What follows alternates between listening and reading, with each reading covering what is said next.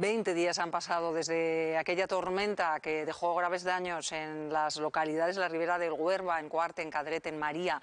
Y después de esos 20 días hay vecinos en Cadrete que siguen sin poder vivir en sus casas porque tienen muchos desperfectos, mucha humedad y piden soluciones. María.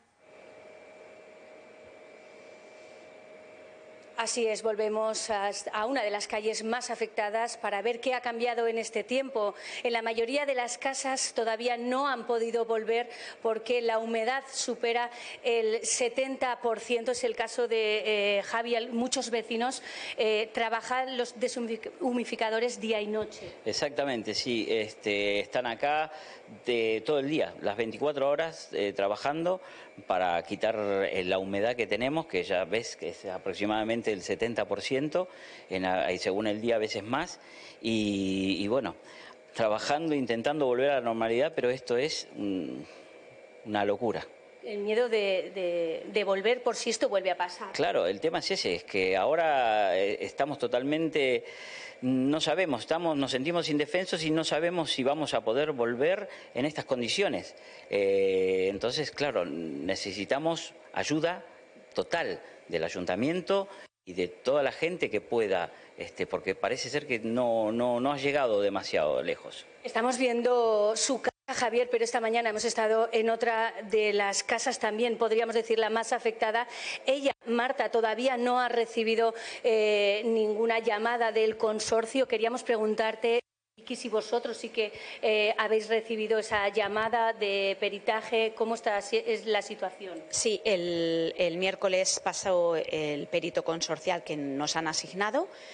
Y bueno, pues ha dado ha valorado todos los daños y bueno, pues ahora está esperando que le aportemos facturas y presupuestos de reparación de todas las cosas que hemos perdido. Va a ser para largo, pero lo que sí que ven con la situación que va a ser. No van a pasar con todos a la vez, pero sí que van a intentar que las casas más afectadas pues tengan un anticipo de esa posible indemnización para que podamos rehacer nuestras vidas y volver a casa pronto.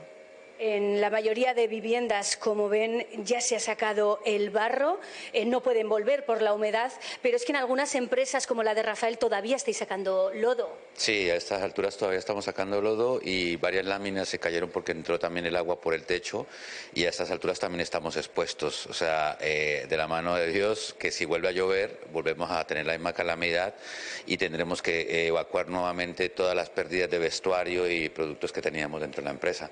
Entonces estamos esperando todavía una colaboración mucho más objetiva para que se puedan solucionar esta clase de incidentes, ¿no? Que no vuelva a pasar a futuro, sobre todo eso.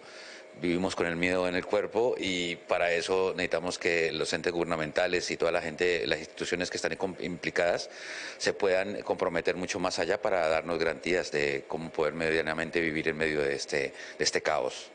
Pues esta es la situación, esta es la denuncia de los vecinos de Cadrete 20 días más tarde. Hemos estado también en el ayuntamiento de esta localidad hablando con su alcalde y nos ha dicho cuáles han sido las actuaciones que se han llevado a cabo en todo este tiempo. Lo primero que se hizo fue habilitar las calles para poder entrar las viviendas y ver lo que tenían afectado. Después se está ayudando con voluntarios de EGA, de PZ, Infoar, pues en lo que son las viviendas para que puedan vaciarlas, llevando contenedores, palas, mixtas.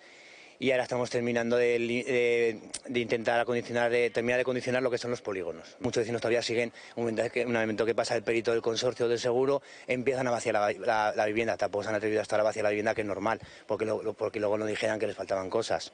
Entonces al final, por desgracia, es un trámite que va a ser muy lento. Costará que haya mucha gente, va a costar que pueda volver a su vivienda.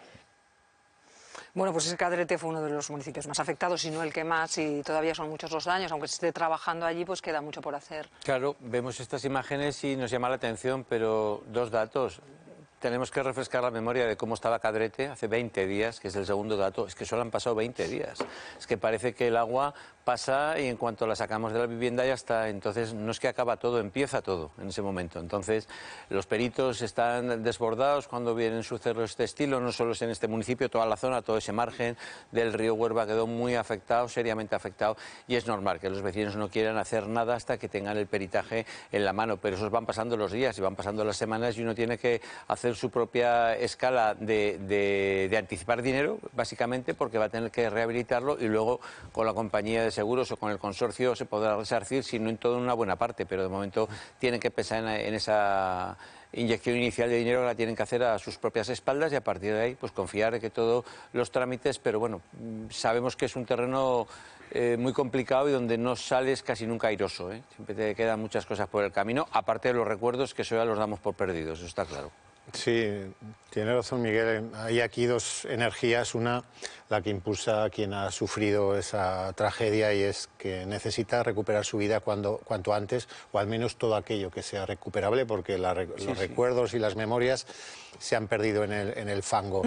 Pero luego está la realidad de los hechos, y es que efectivamente solo han pasado 20 días, y 20 días es muy poco tiempo para que las cosas vuelvan a la normalidad, y luego aparte hay un plano burocrático que siempre es el más ingrato y que es un relato que se repite de manera milimétrica cada vez que informamos de un hecho como este, ¿no? O lo vamos a recordar ahora cuando se cumpla un año de la Dana de Valencia. Entonces es complicadísimo, por no decir imposible, conciliar las urgencias y las necesidades de quien ha perdido todo y quiere recuperar la normalidad y los pasos lógicos y razonables de la burocracia que llevan otros ritmos y que por lo tanto siempre van a dejar una sensación de amargura y en cierto modo de abandono de quienes han pasado por este trance que desde luego no me puedo ni imaginar las consecuencias devastadoras que puede tener no solo en lo material sino también en lo emocional. Antonio. Sí, poco que añadir a mis compañeros. Sí que es verdad que cuesta creer la fuerza que puede tener el agua, ¿verdad? Todos este verano nos asustábamos mucho con los devastadores incendios y la fuerza del fuego, pero cuando tú ves estas imágenes dices qué fuerza tiene el agua, que es capaz de causar unos destrozos absolutamente increíbles.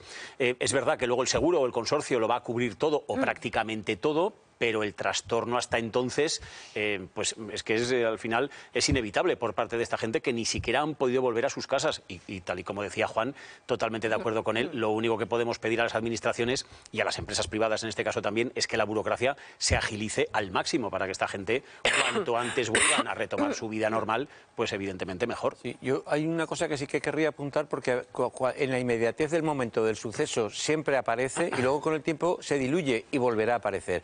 Es decir, estas personas recuperarán lo que cueste, tendrán que poner su parte, por supuesto que sí, pero mañana están expuestos a que con otra llovida, otra crecida del río, vuelva a pasarles lo mismo. Entonces, ese debate, ¿cómo lo acometemos todos? Yo me meto también en medio. ¿Qué hacemos? Es decir, sabemos que el río cuando tenga una capacidad rebosada, se va a ir, va a desbordar, va a volver a pasar lo mismo. ¿Cómo hacemos esto ahora? ¿Levantamos las casas? ¿Reconvertimos el río? Es que no sé yo cuál es, pero técnicamente yo entiendo que estas personas, estas y otras muchas, que esto pasa en muchos casos, tienen que tener una inquietud de decir, bueno, que no nos pase más, pero lo fían a la suerte.